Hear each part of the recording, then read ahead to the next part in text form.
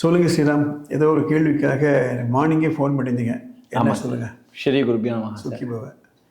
Sir, நிறைய பெற்றோர்கள் sir சமீப காலங்களில் ஸ்கூலுக்கு வரும்போது அவங்க அட்மிஷனுக்காக வராங்க. வரும்போது டிசி வேணுமா வேண்டாமா, டிசி சப்மிட் பண்ணணுமா வேண்டாமா, சில ஸ்கூல்ஸ் என்ன சொல்கிறாங்க, டிசி இல்லாமல் சேர்த்துக்க முடியாது அப்படின்றாங்க. சில ஸ்கூல்ஸ் வந்து டிசி வேண்டாம் அப்படின்னு சொல்கிறாங்க. இதில் எது கரெக்டு எது ராங்குன்னு தெரிய மாட்டேங்குது சார். பெற்றோருக்கு ஒரு தெளிவு வேணும் சார். ஒரு பதிவு போட்டால் நல்லாயிருக்கும். இந்த கேள்வி தான் பல பெற்றோர்கள் மனசில் எனக்கு இருக்குது. பெரிய கன்ஃபியூஷன். முன்னால் எல்லாம் ஒரு ஸ்கூல்லேருந்து ஒரு ஸ்கூலுக்கு குழந்தைய அழைச்சிட்டு போகணும்னா ட்ரான்ஸ்ஃபர் சர்டிஃபிகேட் வாங்கணும். ஆமாம் சார். இந்த கொரோனா வந்த பீரியடில் என்ன ஆயிடுது அப்படின்னா, பல காரணங்களுக்காக ஸ்டூடெண்ட்ஸை வேறு இடத்துக்கு அழைச்சிட்டு போனாங்க. ஃபார் எக்ஸாம்பிள், இங்கே வேலை போயிடுது, இல்லை இங்கே வருமானம் இல்லை, அதனால் அப்பா அம்மா வீட்டுக்கு போயிடலாம், அங்கே போய் சேர்க்கலான்ற மாதிரி பல ட்ரான்ஸ்ஃபர் ஆஃப் ஃபேமிலிஸ் எல்லாம் ஆகிடுது. ஆமாம் சார். ஸோ இன்றைக்கி இருக்க லேட்டஸ்ட் சுச்சுவேஷன் எப்படின்னா, மெட்ராஸ் ஹைகோர்ட் 2024 ஜட்மெண்ட் கொடுக்குறாங்க. அதில் என்ன சொல்லிட்டாங்கன்னா, இன் Tamil Nadu transfer certificate is generally not mandated for admission to another school, especially students up to class 8. Okay. 8th standard will mandatory கிடையாது. அது மட்டும் இல்லை, the Madras high court has instructed government to issue circulars. Okay. So as on date there is no TC required. இப்போது உங்கள் குழந்தை ஒரு ஸ்கூலில் படிக்கிறா, வேறு ஸ்கூலுக்கு ஆக்ஷன் போகிறீங்க அப்படின்னா அந்த ஸ்கூலில் டைரெக்டாக போய் அட்மிட் பண்ணலாம். So a school need not insist on a TC for the student, they can directly admit. Sir, இதில் ஒரு சந்தேகம் வருது சார். சரி, அப்போ டிசி வேண்டாம் அப்படின்னா ஒரு பேரண்ட் வராங்க, என் குழந்தை அட்மிட் பண்ணிக்கோன்னு சொல்கிறாங்க, அவங்ககிட்ட டிசியும் இல்லை, எதனுடைய அடிப்படையில், எந்த ஆதாரத்தினுடைய அடிப்படையில் அந்த குழந்தையை சேர்த்துக்கிறது? ஓகே. ஸோ இந்த கேள்வி வரும், 5th ஸ்டாண்டர்ட் அட்மிட் பண்ணுறான்னு வருவாங்க, அவன் 4ஆம் கிளாஸ் படிச்சிருக்கான்னு தெரியாது. ஸோ 7th அட்மிட் பண்ணே வருவாங்க, அவன் 6th படிச்சிருக்கான்னு தெரியாது. ஆமாங்க சார். இதனால தான் எம்எஸ் நம்பர்னு ஒன்று இருக்குது. ஆமாங்க sir. Education management information system. Okay. இந்த எம்எஸ் நம்பர் ஈஸியாக கொடுத்துடலாம். ஓகே.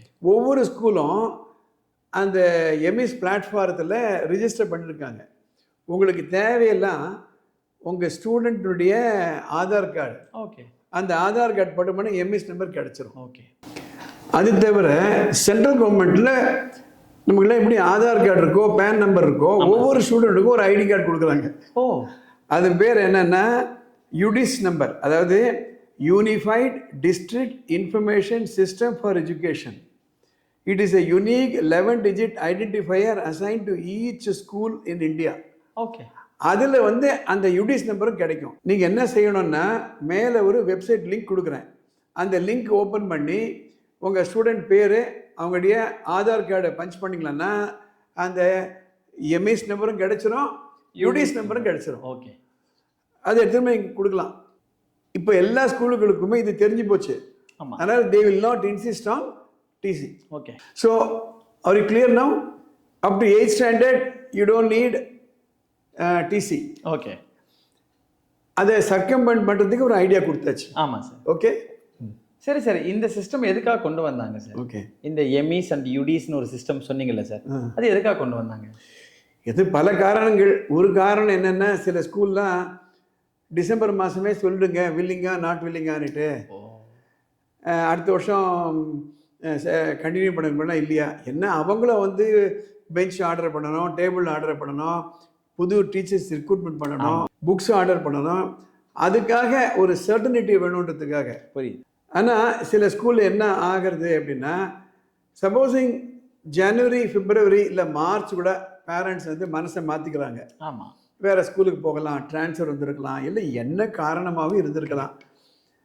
அப்போது அடுத்த வருஷம் ஃபீஸை ஃபஸ்ட் டேர்ம் கட்டினா தான் உனக்கு டிசி கொடுப்பேன்றாங்க. புரியுது. அப்போ என்ன செய்யறது? டிசி இல்லைன்னா வெளியில் அட்மிட் பண்ண முடியாது. இது actually the whole issue goes back to corona period. So அது ஒரு காரணம். அடுத்த வருஷம் ஃபீஸ் கட்டினா தான் உனக்கு டிசி கொடுப்பேன், இல்லை 5000 ரூபாய் கட்டினா தான் நான் டிசி கொடுப்பேன். There is no need. நியாயமாக பார்த்தீங்களன்னா ஃப்ரீடம் ஆஃப் மூமெண்ட் எங்கே வேணால் போகலாம் இந்தியாவில். கரெக்ட். எந்த நேரத்தில் எந்த காரணத்தினால வேற ஊருக்கு போகணும் அந்த நிர்பந்தம் வரும்னு யாருக்குமே தெரியாது. அதனால் ஒரு ஸ்கூலில் மையமாக வச்சு அதில் வந்து இதெல்லாம் கொடுத்தா தான், இதெல்லாம் செஞ்சால் தான் டிசி கொடுப்பேன்ற நிலைமை கரெக்டான நிலைமை கிடையாது. கரெக்ட். அதுதான் ரைட் டு எஜுகேஷன் ஆக்டில் என்ன சொல்லுது, right to education act also prohibits denying admission based on inability to produce DC.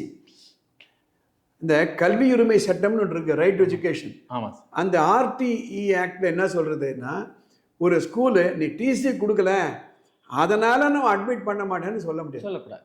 So correct situation is without TC you can admit. Every school knows about it. So my advice to the parents is, you be very, very clear. There is no need for TC to take your child to some other school.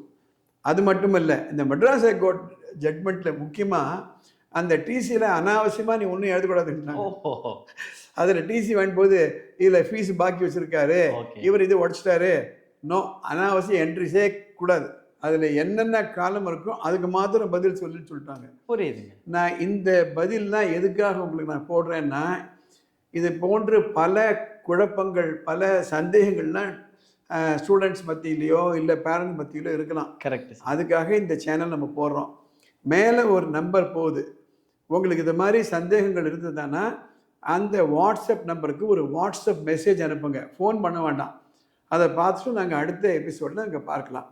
இந்த தகவல் உங்களை போல மற்ற பெற்றோர்களுக்கு பயனுள்ளதாக இருக்குன்னு நினச்சிங்களான்னா share பண்ணுங்கள், like பண்ணுங்கள். அடுத்த எபிசோடில் நம்ம பார்க்கலாம்.